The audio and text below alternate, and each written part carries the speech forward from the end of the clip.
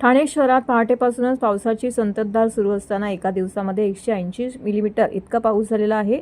तसेच हवामान खात्याने रेड अलर्ट जाहीर केला होता. त्यानुसार पूर्वतयारी म्हणून आपत्कालीन यंत्रणा कोणत्याही परिस्थितीचा सामना करण्यासाठी सज्ज ठेवण्यात आलेली आहे. या बैठकीदरम्यान अतिवृष्टीच्या पार्श्वभूमीवरती महापालिका आयुक्त सौरभ राव यांनी ठाणे महानगरपालिकेतील आपत्कालीन कक्षास भेट देऊन दिवसभरातील परिस्थितीचा आढावा घेतला. तसेच उद्या देखील मोठी भरती असल्याने महापालिका हद्दीतील सर्व शाळांना सुट्टी जाहीर करण्याचे आदेश आयुक्तांनी संबंधितांना दिले. यावेळी अतिरिक्त आयुक्त 2 प्रशांत रोडे, उपायुक्त जी गोदेपुरे, सचिन पवार, अतिरिक्त त्याचबरोबर आपत्ती व्यवस्थापन अधिकारी YM तडवी उपस्थित होते. शुक्रवारी देखील मोठी भरती असून रेड अलर्ट जाहीर केला असल्याने महापालिका हद्दीतील सर्व शाळांना सुट्टी जाहीर करण्यात आली.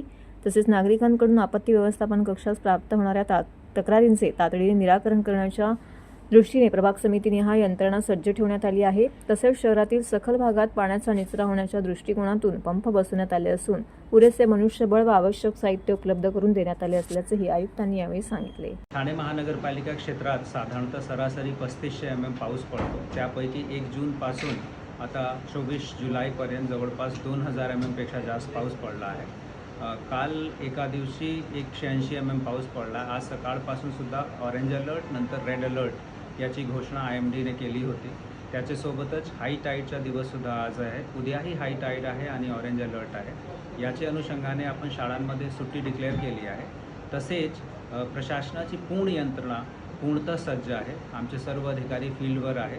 प्रत्येक सखल भाग जे आपले कॉर्पोरेशन एरियामध्ये आयडेंटिफाईड आहे तिथे आपण हेवी ड्युटी आपली पंपिंग मशीनरी तिथे डिप्लॉय केली आहे. तसेच तिथे आपण आवश्यक संख्येमध्ये मनुष्यबळसुद्धा डिप्लॉय केलं आहे. आपले कर्मचाऱ्यांकडे तिथे मेगाफोन, टॉर्च, टोरी तसेच लाईफ बॉय आपण तिथे उपलब्ध करून दिला आहे. आपली जे हंटिंग लाईन्स आहेत 20पेक्षा जास्त ते सतत चालू आहे आणि एखाद्या ठिकाणी पाणी साचल्यामुळे किंवा एखादा झाडाझुडपी पडल्यामुळे जे काही तक्रार येते त्याचासुद्धा आपण रिस्पॉन्स अत्यंत क्विकली करण्याचा प्रयत्न करत आहोत.